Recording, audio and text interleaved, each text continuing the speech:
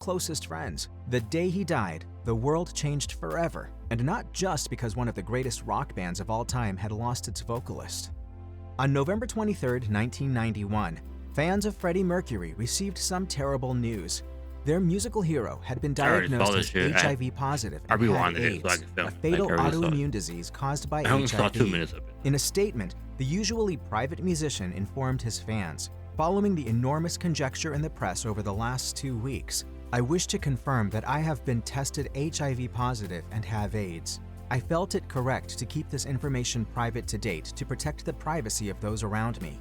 He went on to explain that he decided it was finally time to go public with the news, saying, "The time has come now for my friends and fans around the world to know the truth, and I hope that everyone will join with me, my doctors, and all those worldwide in the fight against this terrible disease."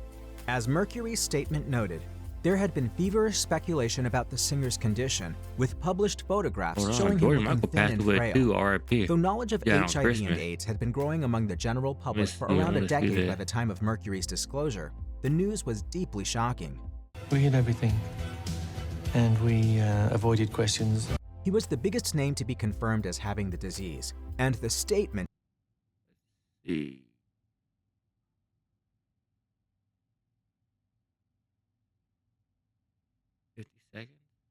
I'd just like to hope that what happened last year in China won't be a singular event, and I hope that other bands will get to.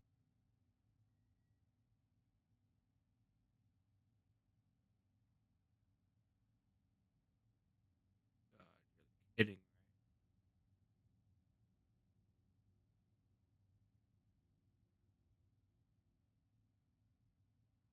Dude.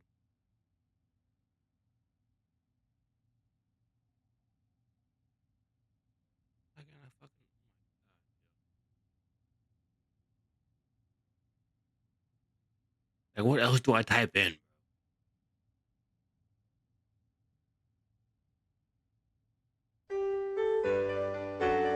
Nigga, I want to hear the speech, motherfucker.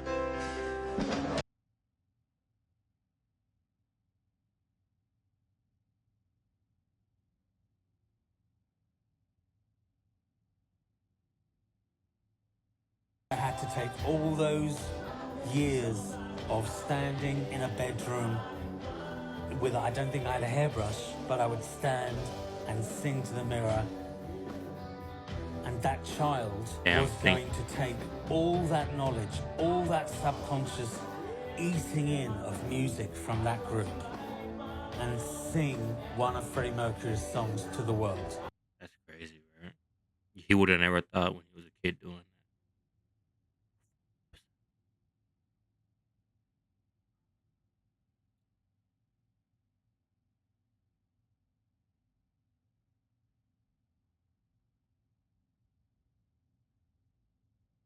We'd finished putting the EP together, done everything, artwork, compiled it, I'd done the cut.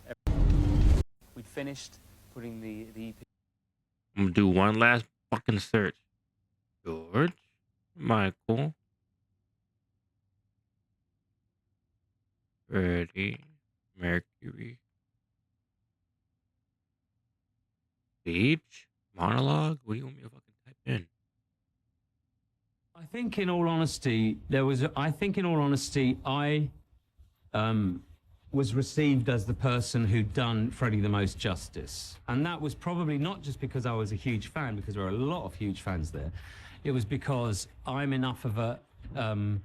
insecure enough that I went and rehearsed for almost a week with them, whereas everyone else did a day. You know, so if I came out with the biggest slice of the pie credit-wise, then I think I deserved it for the extra time I put in. It was a very strange experience for me because I was so. It's hard to talk about this. I'm sorry. Sorry, I'll just start in. It was a very strange experience for me because Freddie had died. The day before I found out that my partner was HIV positive. So... Is it partner or father? The day before I found out that my partner was HIV positive.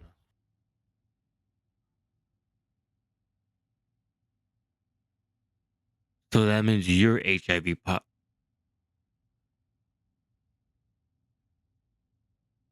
Yeah.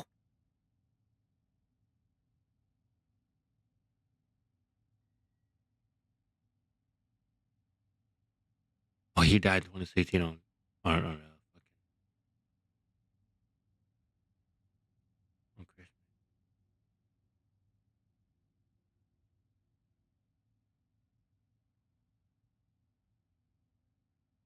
He said his partner had AIDS.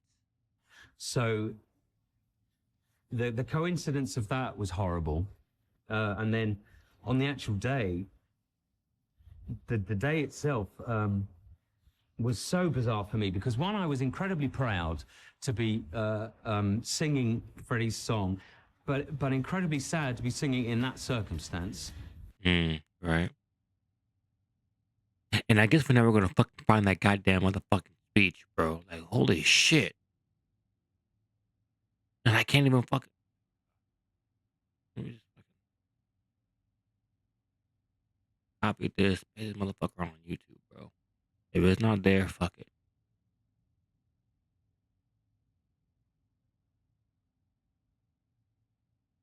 You hear a fucking speech, motherfucker.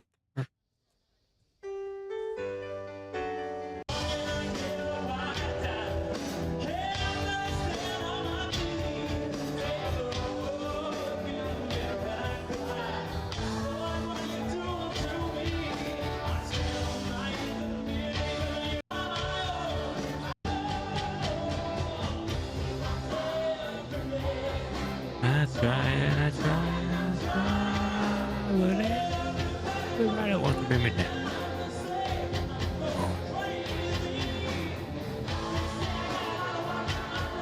Okay. Together. What we doing before? Done everything, artwork. And also turned attention to Mercury's sexuality, as he had never publicly confirmed he was gay, but also made no effort to hide it. Just 24 hours after Mercury told the world that he was HIV positive and had AIDS, he was on his deathbed at his London home, succumbing to the effects of bronchial pneumonia.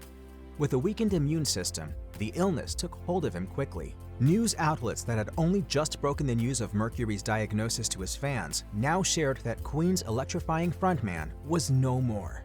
The rock star Freddie Mercury died last night, the day after he announced that he had AIDS. He was 45. After months of nothing but rumor and speculation, many, including Mercury's friends, were stunned by the sudden barrage of tragic news stories, and few expected events to move so quickly. Mercury had first been diagnosed with HIV back in 1987, sharing the information only with his inner circle. Though his health was certainly deteriorating, those closest to him, such as Peter Freestone, who helped care for Mercury in his final days, thought that he had more time left after he made his announcement to the world.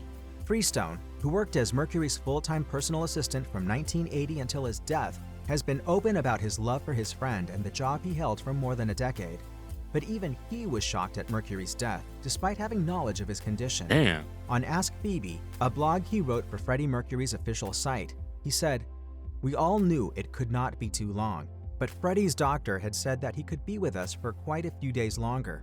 I tend to feel that Freddie had decided he had had enough and it was time to go under his own terms." Freestone claims Mercury was aware that his health was declining in the mid-1980s, which is why he decided to be tested for HIV. However, though Mercury went for the test, when his doctor called to give him his diagnosis, he reportedly avoided speaking to him, afraid that he would get the worst news possible. Treatment for HIV was still in its infancy at the time, unlike today, when the condition can be managed with regular medication. Back then, the diagnosis was practically a death sentence. But as his friends and colleagues have made clear, when Mercury became aware of his condition, he showed great resolve. According to Elton John, who was close friends with the Queen singer and who continued to receive gifts from Mercury up until the latter's death, it seemed that Mercury was unafraid of his fate.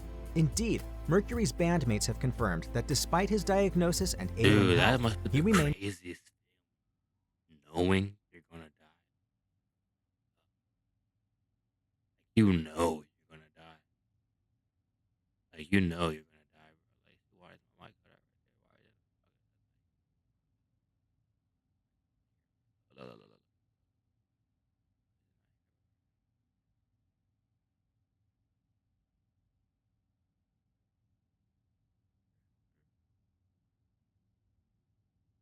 be right here. Y'all can't even hear me.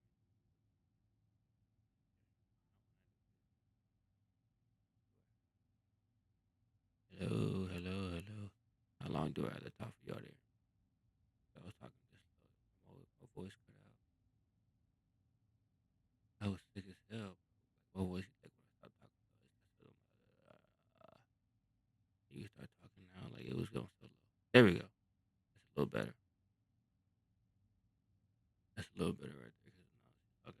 it's talking hello, can you start showing me, bro? Like, why does it keep dropping? 34. Sorry about that, bro. My audio levels keep showing. Like, when I'm talking and I don't do my voice, like, fuck, I'm trying to do it right now. Fuck, play the video. Focused on his music. In the documentary I'm not Queen, cutting that either, Days bro. of Our Lives, guitarist Brian May said that Mercury sat his bandmates down and explained his condition. However, he didn't want to linger on it, and instead planned to dedicate his remaining time to making music as they had always done. For their final work before his death, Mercury shared songwriting credits with his bandmates, which reportedly brought the four men closer than ever before. Despite Freddie Mercury's diagnosis and declining health, Queen did manage to return to the studio and continue to write and record music in the years leading up to his death. With full knowledge of Mercury's condition at the time, some of these works are incredibly moving in retrospect. The Miracle was a defiantly optimistic album, which outlined Mercury's vision of the world. Elsewhere, in These Are the Days of Our Lives, Mercury offers a sign-off to Yeah, the that's world. just trippy, bro. The What is song's that? famous music video even sees the legendary showman gazing into the eye of the camera to whisper the words, "I still love you." What has emerged through the testimony of friends is the fact that on November 10, 1991, almost 2 weeks before his death, Mercury had ceased taking medication. On his Ask Beat blog, Freestone wrote, "He made all his arrangements. I think he just felt and knew it was his time." Speaking to OK Magazine, his lifelong partner, Mary Austin, also explained, "The quality of his life had changed so dramatically and he was in more pain every day. Damn, He was I can't even losing his imagine. sight. Damn, His that's just body so became loud, weaker bro. as he suffered mild fits. Hello, when One I'm day he talking like here, decided like why is enough my was audio enough and peaking? What's the stopped all threshold? Do I have to medical drop it down? supplements that Maybe I were was too keeping him loud. going. But now my Despite his threshold is right immense here. I don't fame, want to get any Mercury endeavored to live louder. a private life, I don't want to get any especially as his louder. health began to fail him. Right here. He made Right his here. dislike of interviews and of celebrity culture clear, preferring So instead to surround himself with people who expanders made don't him work. laugh. I hate talking to people I don't really know. Austin don't lived want with the Mercury at expanders, his London bro. home and was with Or is him that until good the enough? end of his life. The two had met Maybe that was before good enough. Mercury's We'll see. megastardom when the singer was 24 and Austin was 19. Mercury described Austin as the woman who would have been his wife as well as the love of his life. Peter Freestone was also present, with the assistant's role transforming into that of nurse in Mercury's final months. Freestone recalled that Mercury was so weak towards the end of his life that a bodyguard had to carry the singer downstairs so that he could view his art collection. Others Damn. continued to visit Mercury, including Dave Clark of the Dave Clark Five, who was reportedly at his fellow musician's bedside when he passed. Sadly, while the history of LGBTQ+ lives and the struggle for equality and acceptance are widely honored today, attitudes towards HIV, Oh, AIDS, shit. and homosexuality were quite different in 1991. Damn. Was they hating on them bad? Like, that's what you get, you maggot. You know, but with the F. Like, damn.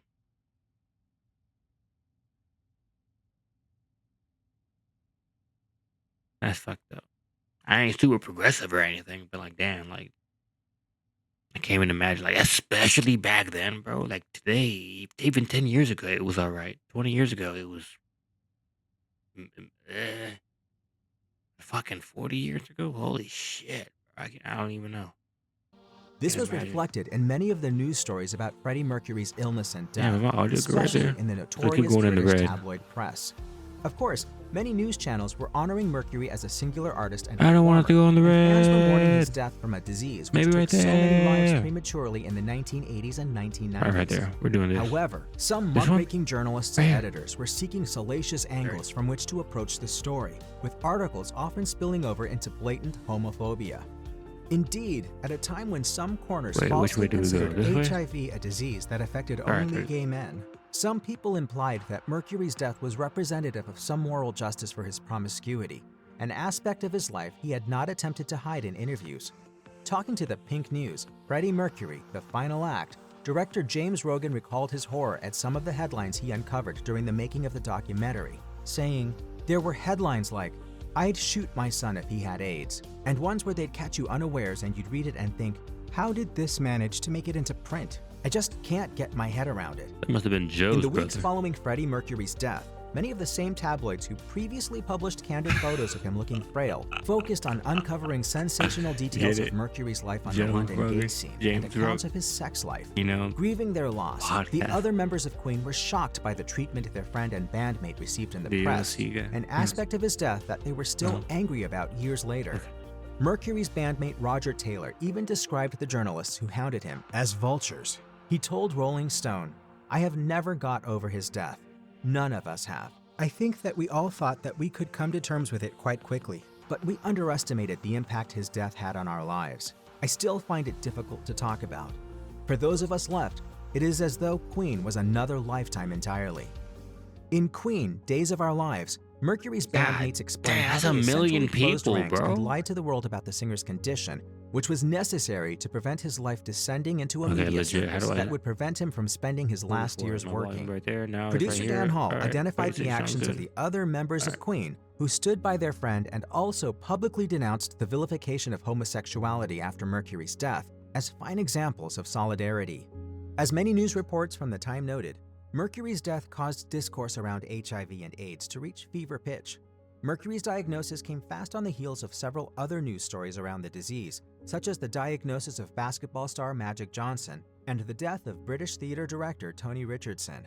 Mercury's disclosure contained a rallying cry to the world to combat the deadly disease, the consequences of which were written large a day later. Campaigners believed that the tragic death represented a turning point in the history of HIV and AIDS, changed how it was viewed by the public, and contributed to it being taken seriously And as a sugar major protein health shake. crisis. News of Freddie Mercury's death shook his fan base, especially those living in London where his final moments played out. As fans grappled with their feelings over the tragic loss, Mercury's Kensington home seemed the logical destination for one young man who, in front of the cameras of the world's press, God left a damn. bunch of roses and a note for the late singer on the front step of his home, Garden Lodge. Put down to Freddie, one of the greatest rock singers ever lived, from one of his loyal fans.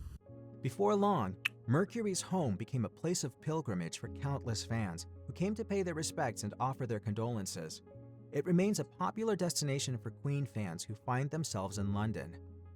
For their part, Mercury's bandmates quickly made it clear that Queen had no That's Howie intention of Manziel. disbanding, and within days of the Howard heartbreaking Stern, news, I mean. began putting together plans for a That's Howard tribute show Stern, bro. dedicated to the singer's memory. The band followed through on their word, with the Freddie Mercury tribute concert taking place the following April at London's Wembley Stadium, the site of Mercury's timeless Live Aid performance. Staged especially for AIDS awareness, the concert saw the band's surviving members performing a 20-hit set with a bevy of A-list guest vocalists, including David Bowie, Mercury's good friend Elton John, and noted Damn. rock And vocalist George Robert Plant Michael? of Led Zeppelin and Axl Rose of Guns N' Roses. God The show was damn. considered a great success and was key to giving the remaining members the confidence to continue. That nigga had everybody in the fucking Billboard 100s, bro. That nigga had George Michael. That nigga had David Bowie. That nigga had Led Zeppelin or whoever that nigga was. That nigga had Elton John. Like, damn, bro. They come to show respect. Shout out. Mercury's timeless Live Aid performance.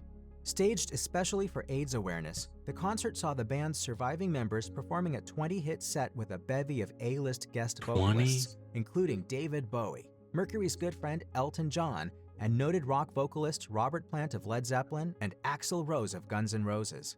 The show was I heard considered a Axl great Rose. success Oh, and Guns N' was key Roses, to nigga. giving the remaining members the confidence to continue their That acclaimed makes sense. stage show. Axl Rose. In the years that followed, Axl Rose. Queen Yeah, I joined know up my with voice. I guest was like when I'm vocalists talking Paul like my Rodgers voice. and Adam Shut Lambert down like on a when I'm series of talking acclaimed right tours. here. Freddie Mercury was known for his kindness and generosity, which included countless charitable donations and extravagant gifts for his friends. At the time of his death, his net worth was believed to be in the region of £75 million.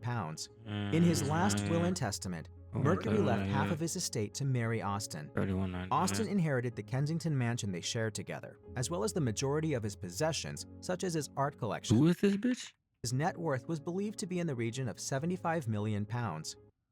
How much is that in dollars? In his last will and testament, Mercury left half of his estate to marry Austin. Half? Where'd the other half go to? And who is Mary Austin? Austin inherited the Kensington mansion they shared together, as well as the majority of his possessions, Why'd they share a mansion? such as his art collection. The rest was divided among family members, with friends and romantic partners such as Jim Hutton and Peter Freestone receiving six-figure cash gifts or property. Though Mercury had many friends and lovers throughout his life, none were as close to him as Austin, who supported him in the early days when he was broke and Who is she, though? Who's trying to Mary make it as a Austin? rock star. She was at his side to the very end and was charged with possession of Mercury's ashes after his death. Wow. She has never revealed where she scattered them. Damn, she's savage. She's savage, bro. She didn't even tell nobody. She's still alive? Did she tell anyone? Does anybody know? Does it even matter? She could tell us it's in Africa. We'd be like, okay. She could tell us it's in fucking Australia. We'd still be like, okay. China, anywhere. Like, we're not gonna not believe her. She could tell us anything. I sent it to the moon. Probably. All right. In tribute to the very private icon. Damn. R.I.P. Freddie Mercury, bro. I didn't know he died in the 90s. 91. Rip guy. Big guy, big guy. Big guy.